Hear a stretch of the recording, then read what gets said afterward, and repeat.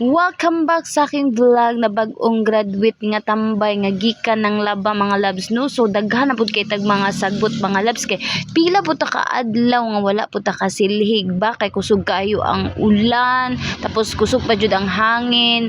So karon guys ako na jud siyang gisugdan og panilhig mga labs kay lain kayo atong nataran is hugaw daghan kayong sagbot and then karon pa jud ko nagka-energy mga labs no kay praise the Lord okay na ato ang pamati kay tungod pila pud ta ka adlaw nga natay gibati nga sakit kay atong kuto-kuto and thank you jud kaayo nga naulian ko.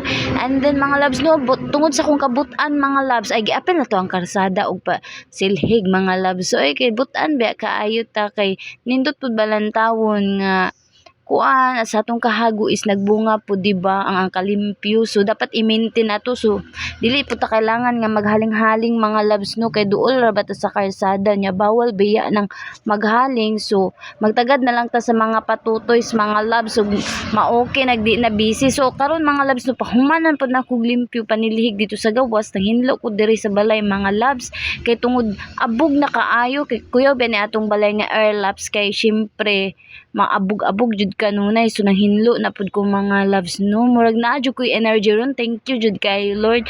And then pagkahuman ako mga loves og limpyo ay tingnan niyo naman mga beshi ko lami jud kay sa pamati ba nga mahuman kag limpyo landag kay imong pananaw mawala ang imo ang stress dili magsakit ang imong ulo kay hugaw imong balay. So need natong mag-maintain og cleanliness sa ato ang balay no.